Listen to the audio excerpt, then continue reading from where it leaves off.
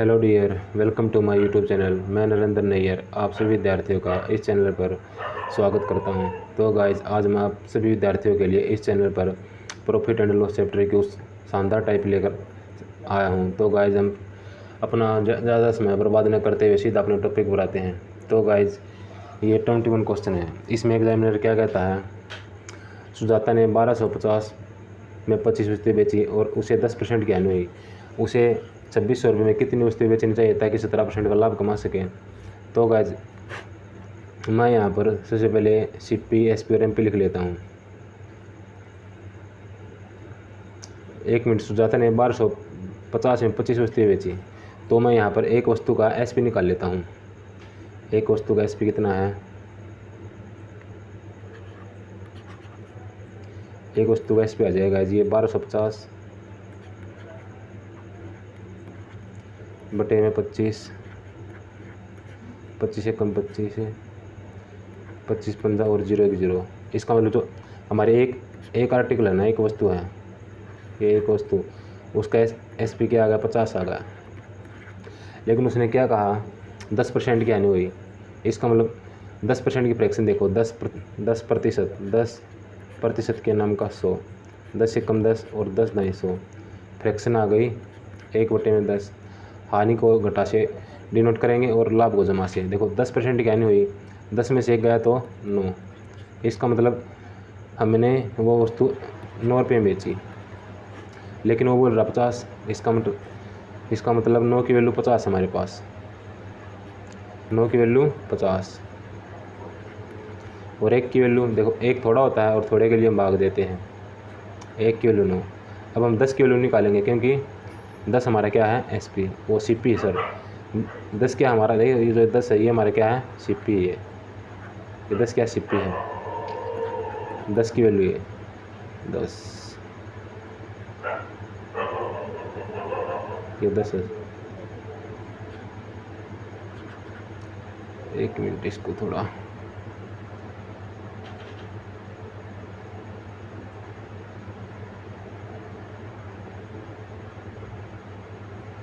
ठीक है।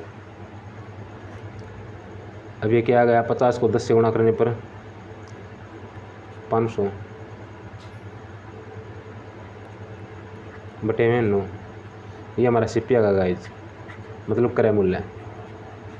फिर उसने क्या कहा, उसे 2600 रुपये में कितनी वस्तुएं बेचनी चाहिए ताकि 17% का लाभ कमा सके। अब मैं इसके ऊपर 17% का लाभ निकालूंगा। मैं इसको यहाँ पर लिखता हूँ। CP हमारा कितना है, 500 बटे में 9 इंटू में 17% का लाभ है, तो ऐसे 100 में जोड़ देंगे। देखो 17% है ये, और ये लाभ है। लाभ को जमा से डिनोट करते हैं और हानि को घटा से। अब देखो ये लाभ है तो इसमें ऐड कर देंगे 100 में। देखो 100 में 17 ऐड करने पर क्या आता है, 117 बटे में 100। समझ गए। इसको मैं भी यहाँ पे लिखता हूँ। अब देखो 2 0 से 2 0 कैंसिल, 9 1 कम 9, और ये इसको काटता हूँ 13, 13 पंजे 65। इसका मतलब एक वस्तु हम 65 रुपये में बेचेंगे। समझ गए।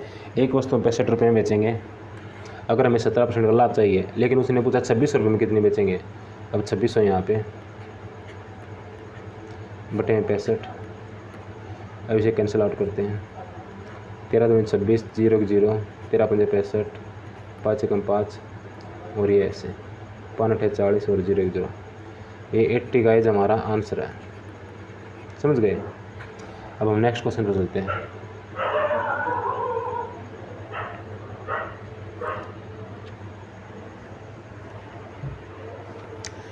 एक विक्रेता ने 40 दर्जन फल 2400 रुपये में खरीदे। इनमें से 30 फल सड़े हुए थे जो फेंक दिए गए। 25% का लाभ कमाने के लिए उसे शेष फलों को प्रति दर्जन किस दर से बेचना चाहिए। मतलब वो दर्जन के हिसाब से विक्रय मूल्य निकलवाना चाहता है। देखो 40 दर्जन फल हैं, यहाँ पे आ जाओ। पहले मैं इनका कुल CP निकालता हूँ, मतलब फल कितने में खरीदे, और फिर उनका कुल SP और फिर उनका डिफरेंस करके पहले मैं यहाँ लिखता हूँ। देखो जैसे पहले हमारा CP है, अभी हमारा SP आ जाएगा। कुल क्रय मूल्य और कुल विक्रय मूल्य और इनका दोनों का डिफरेंस। मान ले ये डिफरेंस है, जो डिफरेंस आएगा प्लस में आई या माइनस में बटे में CP मतलब क्रय मूल्य इंटू में 100, ये हमारा लाभ या हानि निकालने का सूत्र है। अगर ये डिस्काउंट लाभ है तो जमा का निशान आएगा और हानि है तो घटा का निशान। समझ गए। अब देखो भाई 40 दर्जन फल है, एक दर्जन में 40 वस्तु होती है, आपको पता है।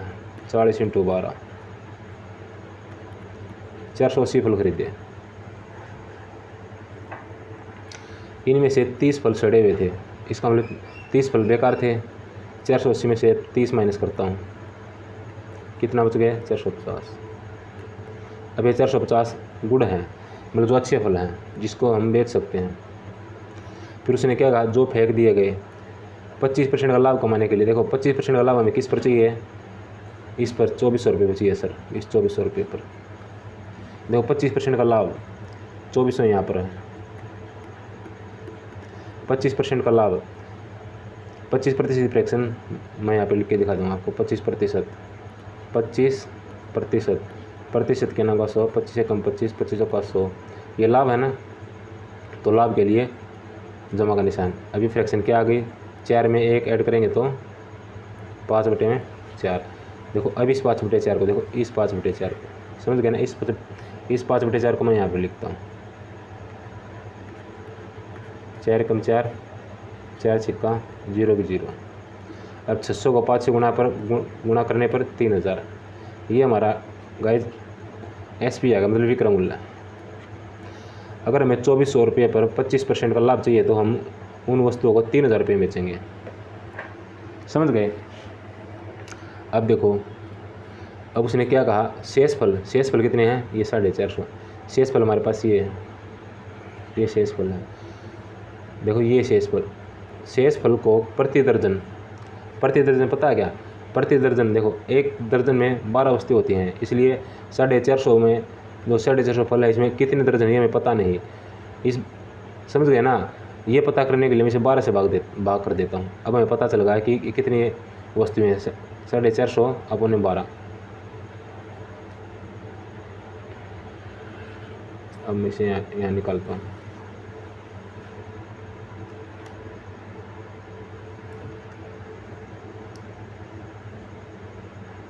ये हमारा है विक्रय मूल्य 3000 और फल है जो शेष बचे 450, लेकिन प्रति दर्जन है। देखो ये पौने 12 यहाँ पे था ना, ये ऐसे था। अब ये उल्ट रहेगा, अब ये ऐसे आ जाएगा 3000 बटे में 450 इंटू में 12। समझ गए। देखो 0 से 0, देखो 6 पंजा 30 की 0, ठीक है, और 0 की 0। लेकिन ये तो कैंसिल नहीं हुआ, 1 मिनट, किससे कटेगा ये, 3 से। 3 15 और 3 चौका। अब 15 कम 15 और 15 दूनी 30 और 0 की 0, 20 चौका 80। ये 80 हमारा आंसर है गाइस। समझ गए। अब हम शेष फल को 80 रुपये प्रति दर्जन की दर से बेचेंगे तो उसे 2400 रुपये पर 25% का लाभ होगा। समझ गए ना। अब नेक्स्ट क्वेश्चन, ये शानदार क्वेश्चन है गाइस। कोई वस्तु X रुपये में बेची जाती है तो उसे यदि इसे इस कीमत के 33.3% पर बेचा जाता है तो 20% की हानि होती है। यदि X रुपये में बेचने पर होने वाला परसेंटेज लाभ ज्ञात करो। देखो 2 फ्रैक्शन इसमें मैं यहाँ पे लिख के दिखा देता हूँ। 33/3, देखो 33 से 99, इसकी फ्रैक्शन क्या आएगी, देखो ये है, इसकी आपको याद ही होगी ऐसे जैसे, तो इसकी फ्रैक्शन आएगी 1/3। अभी 20% की फ्रैक्शन आ गई 1/5। 20 बटे में 100 करके काटेंगे ना, 1/5 आ जाएगी। देखो गाइस, ये है निश्चित कीमत, जो 3 हमारा ये निश्चित कीमत है, जो पहले कीमत थी, मतलब जो आरंभिक विक्रय मूल्य था, और ये है इस कीमत जो 1 हमारा। समझ गए ना। ये 3 क्या हमारा निश्चित कीमत, और ये 1 क्या है इस कीमत, मतलब ये 3 को मैं x मान लेता हूँ। ये 3 क्या हमारा x। उसने बोला है कोई वस्तु X रुपये में बेची जाती है, जो वस्तु X रुपये में बेची जाती है तो मैं वो हमारे अकॉर्डिंग 3 है।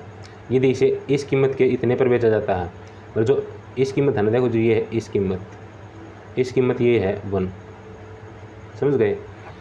अब देखो ये 3 हमारा क्या है, इन आरंभिक विक्रय मूल्य है। इसको मैं ऐसे लिखता हूँ, इनिशियल एसपी मतलब आरंभिक विक्रय मूल्य। अब ये प्रेजेंट एसपी मतलब वर्तमान विक्रय मूल्य, और यहाँ पे सीपी मतलब क्रय मूल्य, समझ गए। अब देखो 3 हमारा क्या था स्टार्टिंग में विक्रय मूल्य, और अब इसको कितने बेचा जा रहा है 1 में।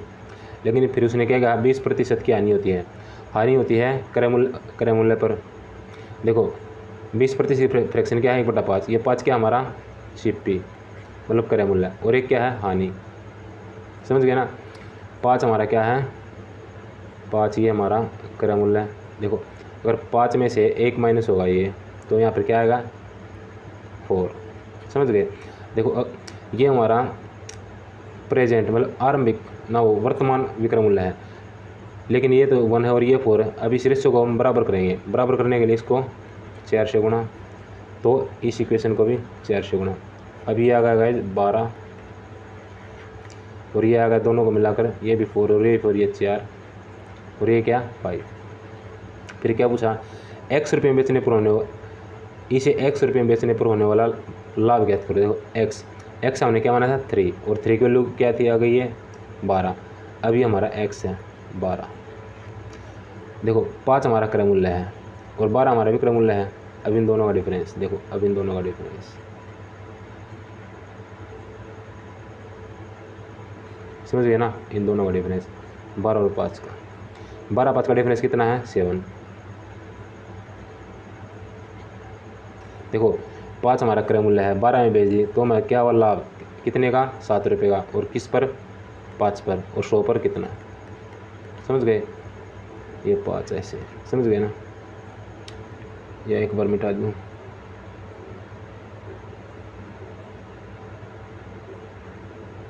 अब देखो ये 5 इंटू में 100 पर कितना, 5 एकम 5, 5 दूनी 10 और 0 0 20 7 140, समझ गए। तो ये हमारा आंसर है 140, ये आपका आंसर है। और गाइस ये क्वेश्चन भी बहुत शानदार है। अब हम नेक्स्ट क्वेश्चन पर चलते हैं।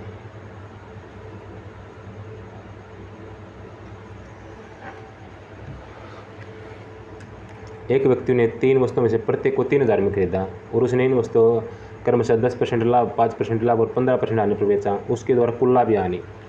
देखो गाइज उसने पूछा कुल लाभ यानी परसेंटेज में ज्ञात करो। देखो ये हमारा परसेंटेज है सभी, देखो ये प्रतिशत का निशान, ये भी प्रतिशत का निशान, यहाँ भी प्रतिशत का। अगर आंसर में प्रतिशत दिया हुआ तो गाइज हमें ओरिजिनल वैल्यू से कोई मतलब नहीं होता। जैसे उसने 3000 कहा ना, 3000 की जगह हम कुछ ही मान सकते हैं अपनी मर्जी से। उसने कहा एक व्यक्ति ने 3 वस्तुएं प्रत्येक को 3000 में खरीदा, मैं मानता हूँ एक वस्तु उसने 100 रुपये में खरीदी, समझ गए। 3 वस्तुओं में से प्रत्येक को, देखो वस्तुएं कितनी 3, और प्रत्येक का मतलब एक एक होता गाइस। उसने तीनों वस्तु 100 रुपये खरीद लिए, तो क्या 10 पहली पर 10% का लाभ, 10% के नाम का 100 से 100 कैंसिल। यहाँ पर क्या हुआ 10 रुपये का लाभ। अब ये पहली वस्तु थी, अब दूसरी वस्तु, ये दूसरी वस्तु गाइस, दूसरी वस्तु पर 5% का लाभ, 5%, 100 से 100 कैंसिल। अब यहाँ भी उसे 5 रुपये का लाभ हुआ। तीसरी वस्तु तो हमने 100 रुपये में खरीदी सभी, फिर क्या कहा 15% के यानी 15%, 100 से 100 कैंसिल। ये क्या हुआ -15, क्योंकि ये लॉस है, समझ गए ना, ये लॉस है गाइज। देखो यहाँ पर उसे 2 वस्तु बेचने पर कितने रुपये का लाभ हुआ +15, लेकिन एक वस्तु ये तीसरी बेचने पर उसे क्या हुआ -15 का लॉस। एक मिनट, क्या हुआ -15 का लॉस।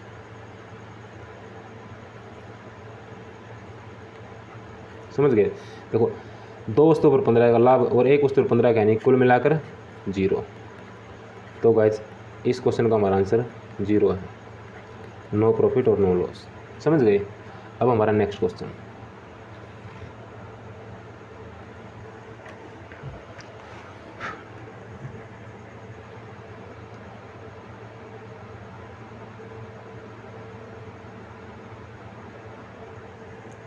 एक व्यक्ति ने कोई वस्तु 15% हानि पर बेची। यदि उसने इसे 30.60 रुपये अधिक में बेचा होता तो 9% का लाभ होता।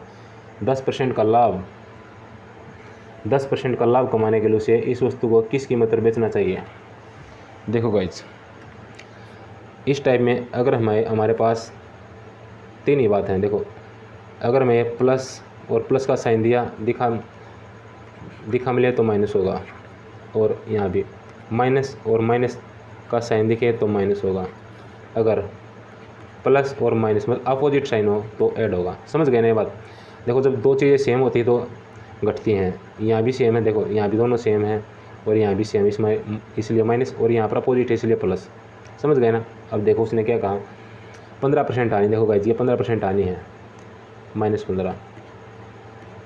फिर क्या कहा, 9% का लाभ, 9% का लाभ।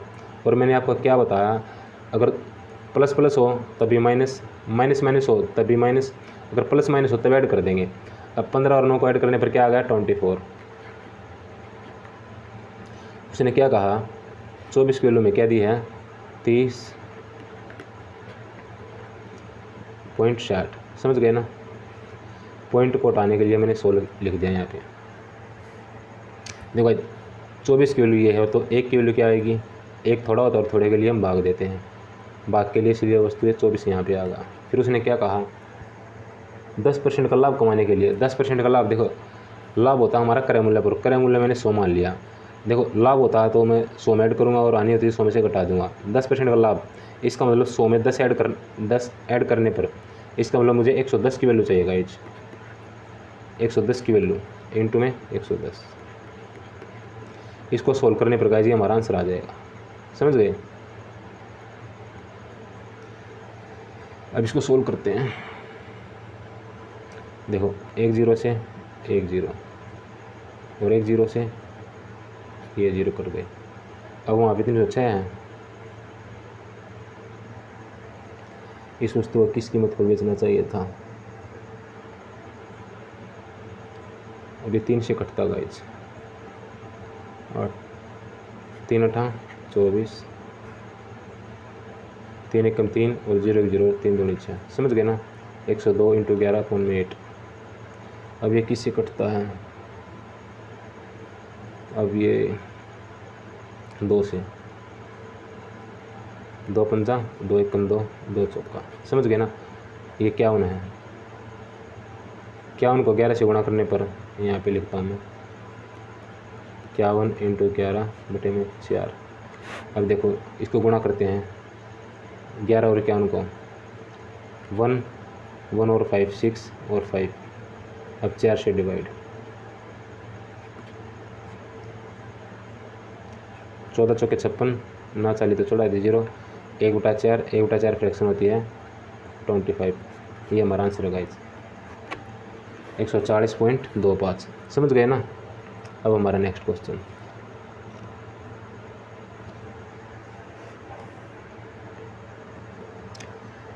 एक वस्तु की अंकित कीमत 315 रुपये है, इसे 288 रुपये में बेचा जाता है, तो 4% की हानि होती है। इस वस्तु की अंकित कीमत लागत मूल्य से कितने % अधिक रखी गई है। देखो गाइस, इसमें वही बात है, MP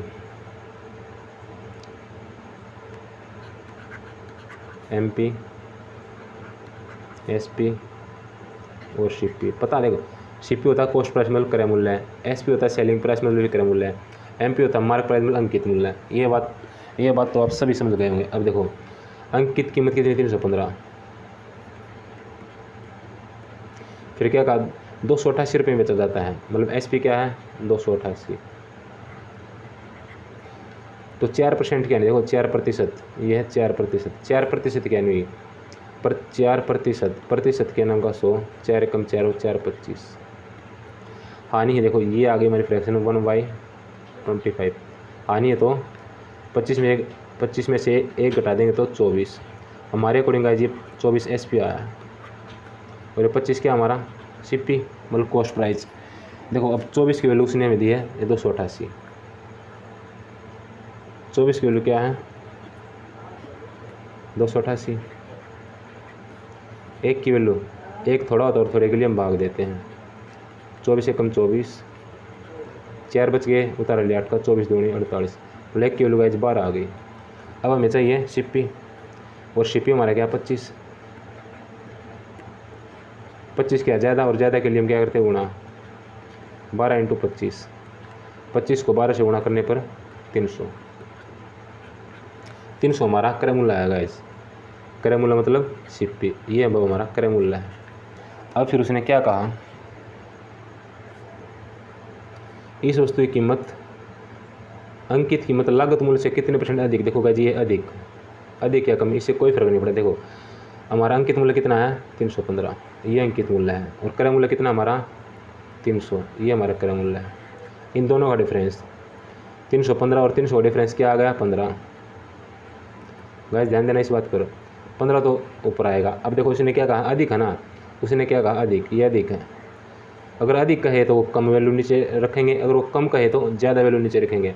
अब उसने अधिक कहा ना, तो कम वैल्यू क्या है, ये 300, कम वैल्यू 300 और इंटू में 100, 2 0 से 2 0, 3 कम 3 और 3 पर 15, 5 हमारा क्या आ गया गाइज, ये 5 हमारा आंसर।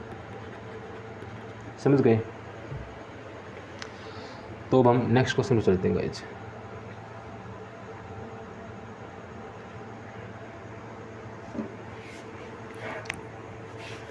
देखो राम ने एक वस्तु 1240 रुपये में खरीदी और 25% के आने पर बेच दिया। इस राशि से उसने एक अन्य वस्तु खरीदी, इसे 40% लाभ पर बेच दिया। कुल लाभ। देखो गाइज, एक तो इसकी बिल्कुल शॉर्टकट है और एक बेसिक। पहले मैं आपको बेसिक समझा देता हूँ।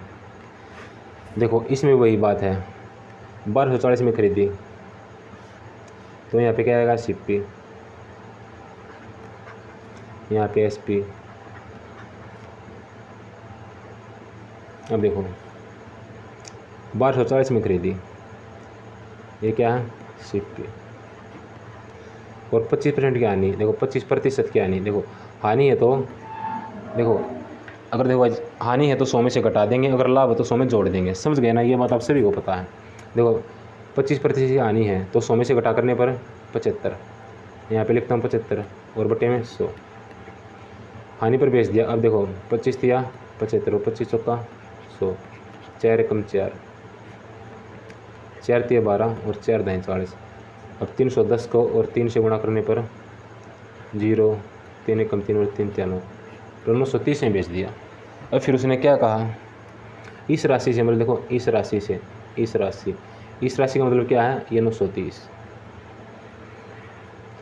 इस राशि से उसने अन्य वस्तु खरीदी और इसे 40% लाभ पर बेच दिया। देखो 930 यहाँ पे। देखो जब लाभ है ना, लाभ को 100 में ऐड करता हूँ क्योंकि उसने कहा 40% लाभ। 40 को 100 में ऐड करने पर 140 और बटे में 100।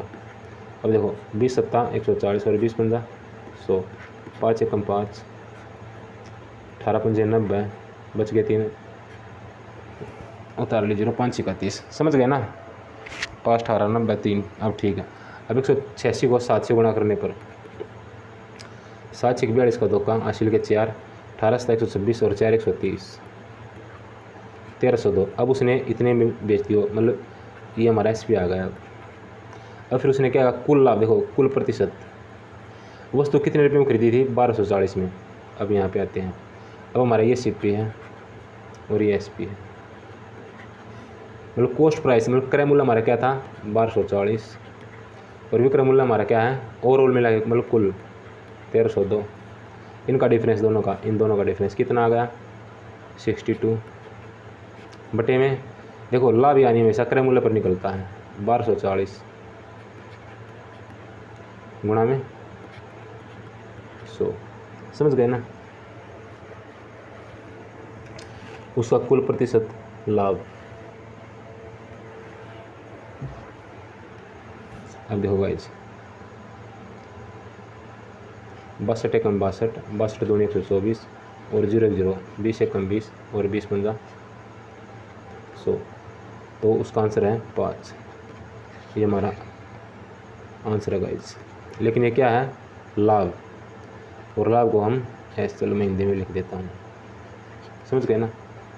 देखो क्रय मूल्य 1240 था और विक्रय मूल्य 1302, तो विक्रय मूल्य हमारा ज़्यादा हुआ ना, तो इसका मतलब ये हमारा 62 प्लस का निशान है।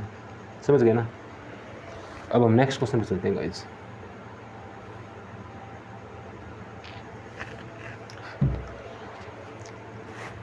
किसी वस्तु को 800 रुपये में बेचने पर एक व्यक्ति को इसके विक्रय मूल्य पर, देखो गाइज ध्यान देना, इसमें इंपॉर्टेंट बात है विक्रय मूल्य पर। अब वो हमें यही कंफ्यूज करेगा, कभी क्रय मूल्य दे देगा, कभी विक्रय मूल्य देगा, कभी अंकित मूल्य दे देगा। उसने कहा विक्रय मूल्य, विक्रय मूल्य पर 20% क्या नहीं। देखो मैं पहले लिख देता हूँ यहाँ पे, सीपी मतलब क्रय मूल्य, एसपी मतलब विक्रय मूल्य, ये हमारा एमपी मतलब अंकित मूल्य। 20% की हानि, देखो हानि 20% है तो 20/100 1/5 आ गया, और हानि है तो -5 क्या हमारा सीपी मतलब क्रय मूल्य, और 1 माइनस करने पर 4, देखो अभी 4 क्या आ गया, एसपी आ गया। समझे ना।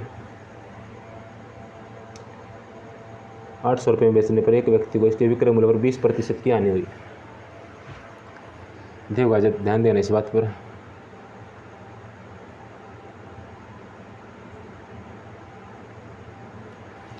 देखो ये क्या है, विक्रय मूल्य है। देखो ये है विक्रय मूल्य, इसका मतलब ये सीपी नहीं है, ये विक्रय मूल्य आएगा यहाँ पे। ये हमारा क्या है, 5 विक्रय मूल्य है। विक्रय मूल्य को मैं कैसे लिखता हूँ, एसपी, एसपी का मतलब सेलिंग प्राइस। समझ गए ना। कोई वस्तु मैंने 5 रुपये में बेच दी और 1 रुपये का लॉस, तो इसका मतलब सीपी मतलब क्रय मूल्य कितना था, 6। ये बात इंपॉर्टेंट है गाइज। देखो 5 रुपये में कोई वस्तु बेचने पर 1 रुपये की हानि हुई, तो वस्तु हमने कितने में खरीदी थी, 6 रुपये में। समझ गए ना। देखो अब 6 हमारा क्या है सीपी, एसपी क्या हमारा 5। अब क्लियर है। देखो 800 रुपये में बेचने पर, देखो ये बेचने पर, लेकिन हमारे अकॉर्डिंग कितने रुपये में बेची है, 5 रुपये में। देखो ये 800 है, 5 का कितने गुना है, 1 मिनट ये थोड़ा सही कर देता हूँ। ये है 800 यहाँ पे। देखो ये 5 का कितने गुना है, ये है 160 गुना, तो 6 का भी 160 गुना हो जाएगा। 6 को 160 से गुणा करने पर 960। समझ गए ना। 960 हमारा क्रय मूल्य है और 800 हमारा विक्रय मूल्य है। अब उसने क्या कहा, क्रय मूल्य पर 25% लाभ कमाने के लिए इस वस्तु को किस कीमत पर बेचना चाहिए। देखो क्रय मूल्य हमारा क्या है, 960। क्रय मूल्य हमारा 960, और मैंने क्या कहा था, अगर लाभ होगा तो 100 में जोड़ देंगे, हानि होगी तो 100 में से घटा देंगे। उसने क्या कहा, 25% लाभ। देखो लाभ है तो 100 में ऐड करने पर 125 बटे में 100, 25 पंजा 125, 25 चौका 100, 4 एकम 4, 4 24 96, और 0 0, 24 पंजा 120। इसका मतलब 1200 हमारा आंसर है। समझ गए ना। मतलब इस वस्तु को 1200 रुपये में बेचना चाहिए तो हमें 25% का लाभ होगा। समझ गए ना। इसको मैं वर्बली थोड़ा बता देता हूँ आपको। अगर वो हमें ये कहना विक्रय मूल्य पर, तो गाइस ये हमारा 5 क्या होगा। देखो अगर उसने कहा विक्रय मूल्य पर तो ये हमारा 5 विक्रय मूल्य होगा। अगर वो कहता क्रय मूल्य तो हमारा ये क्रय मूल्य होता, लेकिन इसमें उसने कहा विक्रय मूल्य है। 5 रुपये में कोई वस्तु बेच दी तो 1 रुपये का लॉस। देखो 5 रुपये में बेचने पर 1 रुपये की हानि हुई, तो इसका मतलब क्रय मूल्य 6 रुपये था। समझ गए ना। बस यही इसमें इम्पोर्टेंट बात है।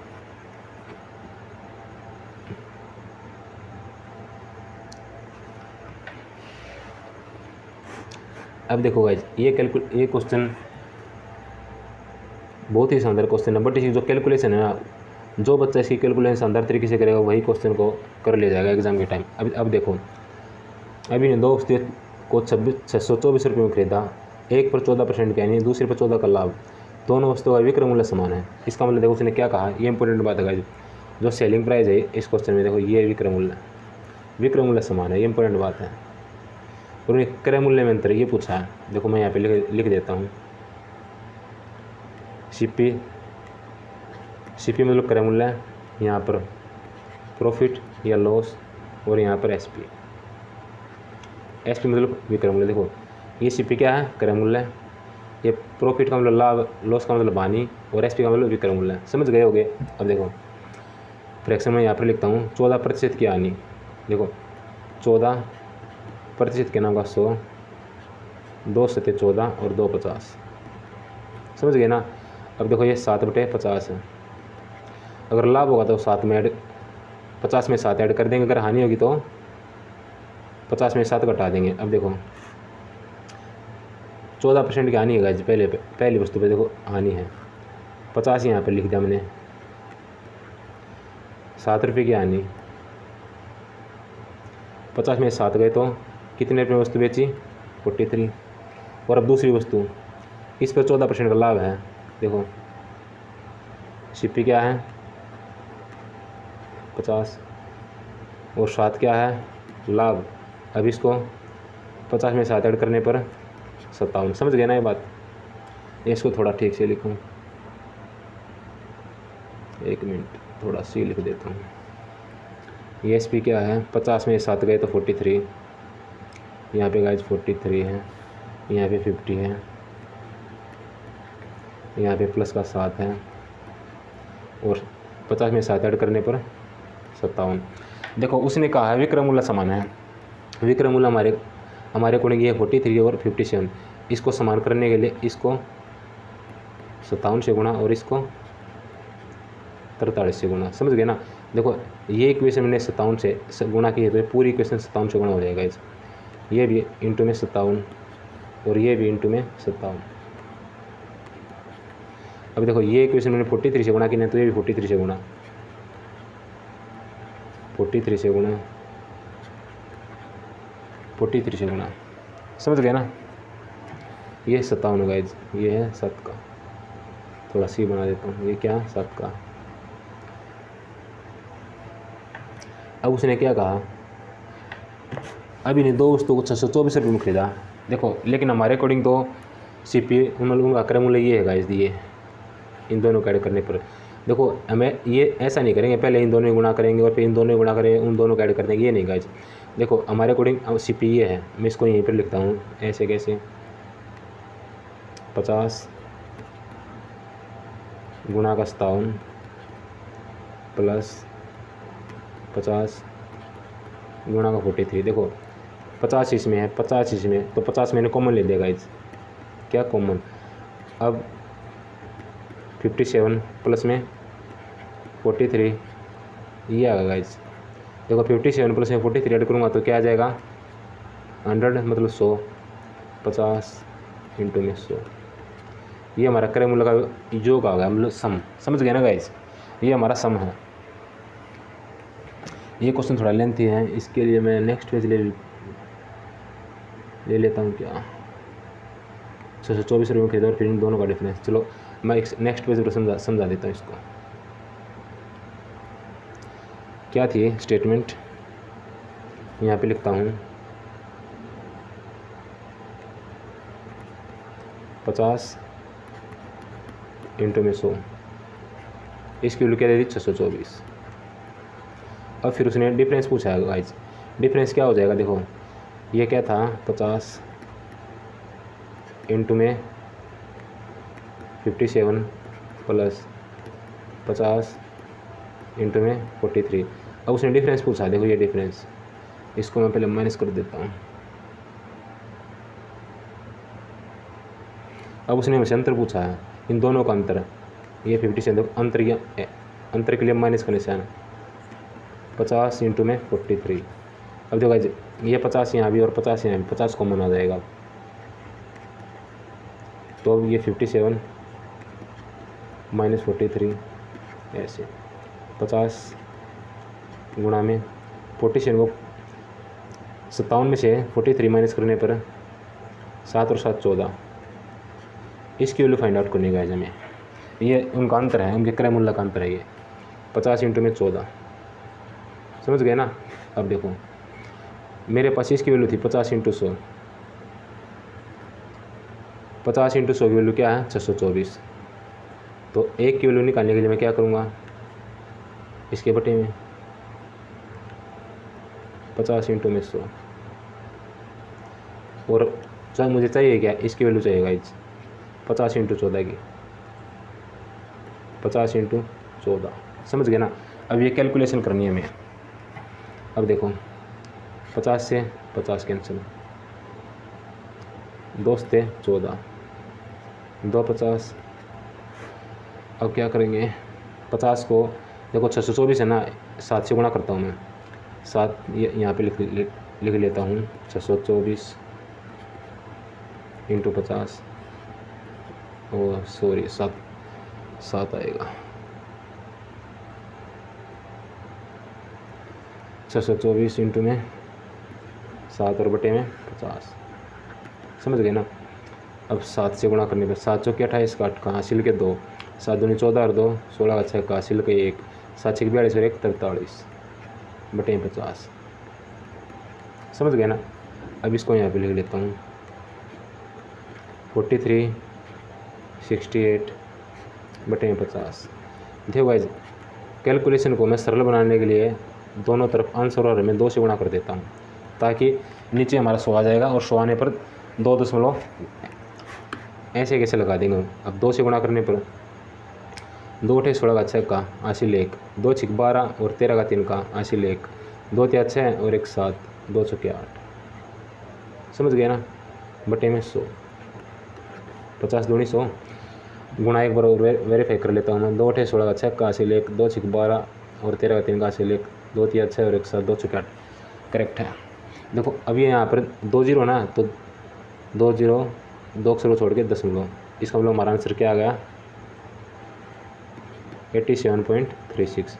ये हमारा आंसर होगा इस क्वेश्चन का। बहुत ही शानदार क्वेश्चन है ये। जिस तरीके से मैंने इस क्वेश्चन में कैलकुलेशन डील की ना, आप भी वैसे ही डील करना सर, समझ गए ना। या 2 बार लिख दी इसका आंसर, यहाँ पे लिख देता हूँ 87.36 ये आंसर। अब हमारा नेक्स्ट क्वेश्चन गाइस,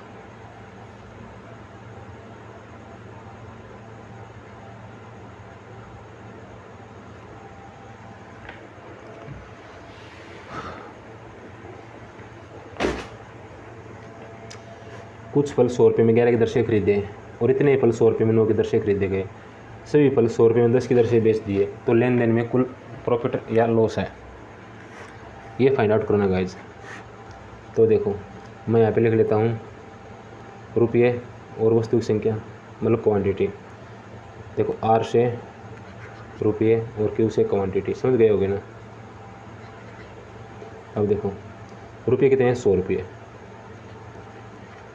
100 रुपये में कितने 11 की दर से। फिर क्या कहा 100 रुपये में 9 की दर, यहाँ पे 9।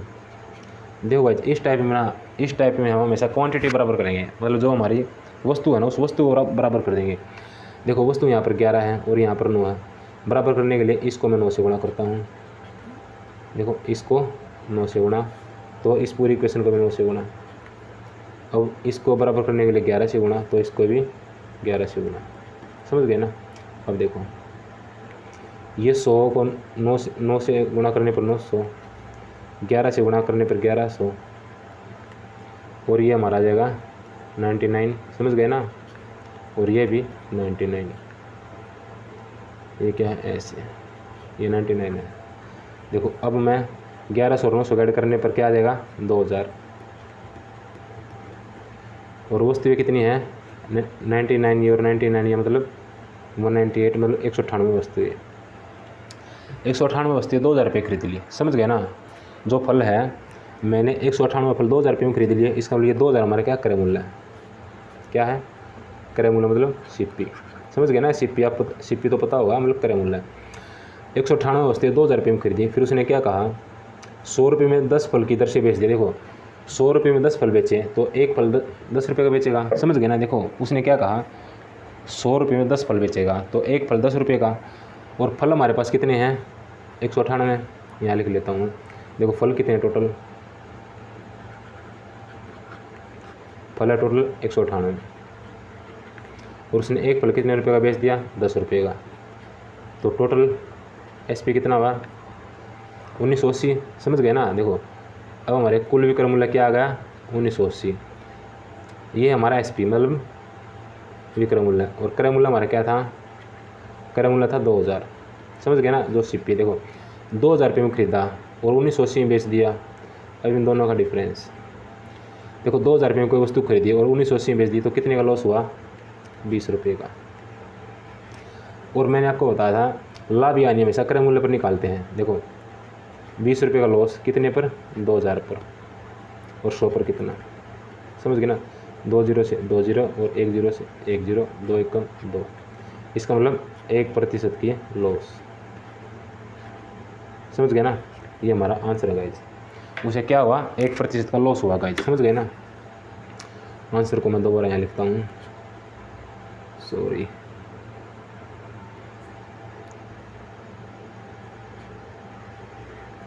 एक प्रतिशत ये लॉस है गाइज, और यही हमारे आंसर है। तो गाइज आज के हमारे इतने ही क्वेश्चन थे। देख लेता हूँ अगर ज़्यादा क्वेश्चन नहीं सर, यही क्वेश्चन थे। तो गाइज अगर आपको हमारे क्वेश्चन पसंद आए हुए तो गाइज हमारे चैनल को लाइक, शेयर और सब्सक्राइब ज़रूर कर लेना। एक लाइक दे देना सर, और इस वीडियो को ज़्यादा से ज़्यादा शेयर करना, और हमारे चैनल को ज़रूर से ज़रूर सब्सक्राइब करना सर। और सर हमारे चैनल का नाम है मैथ्स बाय नैयर सर। देखो सर हमारे चैनल का नाम maths by Nayyar sir. Spelling ये रहेगी सर, देखो ये NAYAR, NAYAR मैन, ये स्पेलिंग गाइज। देखो मैथ्स बाय नैयर सर, अगर आप यूट्यूब पर सर्च करोगे ना मैथ्स बाय नैयर सर तो हमारे चैनल आएगा। तो गाइज इस वीडियो को ज़्यादा से ज़्यादा लाइक करें, शेयर करें और सब्सक्राइब करें, और ऐसे ही लेटेस्ट क्वेश्चन का सॉल्यूशन देखने के लिए हमारे चैनल को ज़रूर से ज़रूर सब्सक्राइब करें। तो चलो आज के लिए इतना ही। Thanks for watching this video.